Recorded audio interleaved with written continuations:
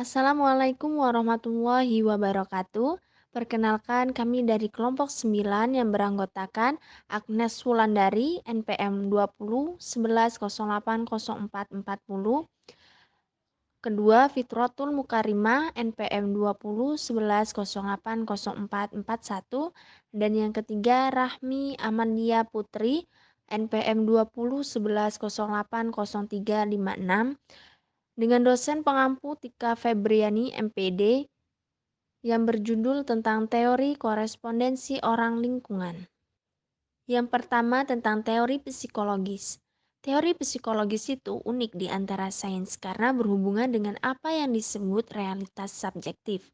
Semua ilmu lain berurusan dengan realitas objektif, yaitu pengamat terpisah atau terpisah dan berbeda dari apa yang sedang diamati.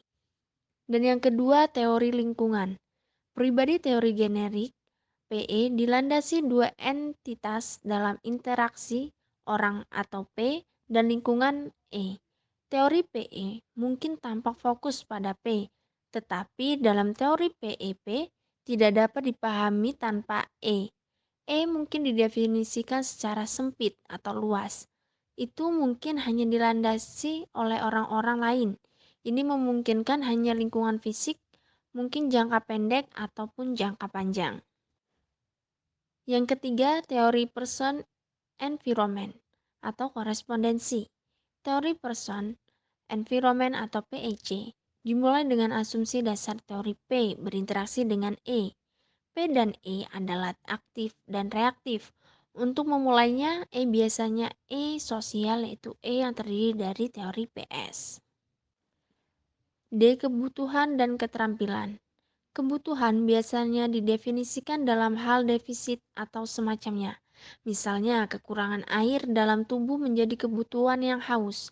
Kebutuhan manusia yang paling mendasar seperti rasa lapar dan haus adalah yang terlibat dalam kelangsungan hidup dan seringkali disebut kebutuhan fisik atau biologis. E. Kepuasan.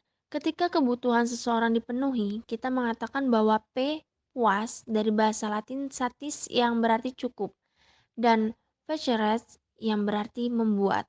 Istilah cermin ini memuaskan atau dengan turunan Latin yang sama.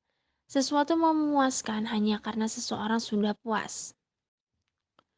F. Perbedaan individu. PS berbeda pada variabel apapun yang diberikan kebutuhan, keterampilan, atau kepuasan. Berbeda P dalam status atau nilai pada variabel yang dinilai. Tinggi pada satu variabel tidak selalu berarti tinggi apa yang lain. G. Perbedaan lingkungan. Sama seperti PS berbeda, begitu juga ES.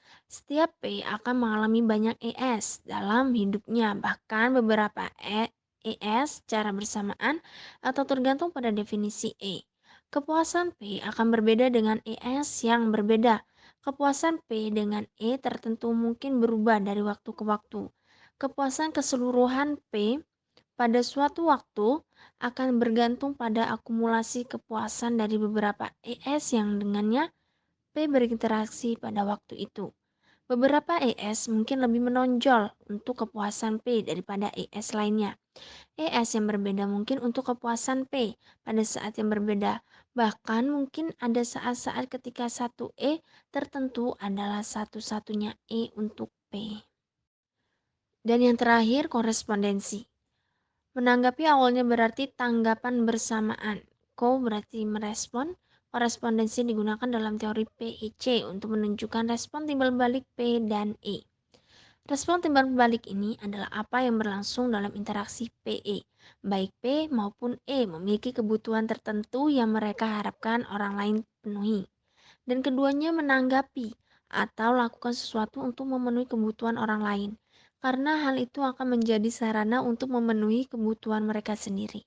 Masing-masing dapat menanggapi karena masing-masing memiliki keterampilan. Kemudian ada struktur versus gaya. 4 variabel gaya umum atau untuk salah satu mode perilaku adalah yang pertama, kecepatan atau kecepatan merespon dari lambat ke cepat. Yang kedua, kecepatan atau interaksi respon dari rendah ke tinggi. Kemudian yang ketiga ada irama atau pola respon, mantap, siklis, atau tidak menentu. Dan yang keempat, daya tahan atau durasi merespon dari pendek ke panjang.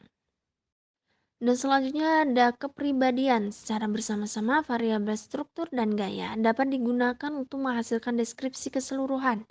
Dari P yang oleh teori PIC itu disebut sebagai kepribadian P. Karena kurangnya istilah yang sebanding, kita dapat menyebutnya struktur dan gaya E kepribadian lingkungan atau lingkungan yang tidak akan berhasil. Untuk ketepatan, orang mungkin mengatakan P kepribadian dan E kepribadian, tetapi untuk sebagian besar dalam bab ini kecuali dinyatakan lain, istilah kepribadian akan mengacu pada P kepribadian. Kemudian keterampilan. Kita mulai dengan keterampilan karena teknologi pengukuran keterampilan sudah ada sejak awal psikologi ilmiah. Pengukuran keterampilan manusia, terutama keterampilan kognitif, adalah masalah pertama psikologi ilmiah. Kemudian ada kebutuhan. Kebutuhan adalah kebutuhan P. Oleh karena itu, cara paling langsung untuk mengukur kebutuhan adalah dengan bertanya kepada P tentang kebutuhan tersebut. Ada beberapa cara untuk menanyakan kebutuhan P. Salah satunya adalah dengan menggunakan kuesioner self-report standar. 6 nilai atau dimensi referensi kebutuhan yang didefinisikan dalam penelitian TWA adalah yang pertama, prestasi, pentingnya menggunakan kemampuan seseorang dan memiliki perasaan prestasi. Yang kedua, altruisme, pentingnya harmoni dengan dan melayani orang lain. Yang ketiga, otonomi, pentingnya menjadi mandiri dan memiliki rasa kontrol. Yang keempat, kenyamanan, pentingnya perasaan nyaman dan tidak stres. Yang kelima, keamanan, pentingnya stabilitas, ketertiban, dan prediktabilitas. Yang terakhir, ada status, pentingnya pengakuan dan berada di posisi dominan. Sekian, terima kasih. Saya tutup. Wassalamualaikum warahmatullahi wabarakatuh.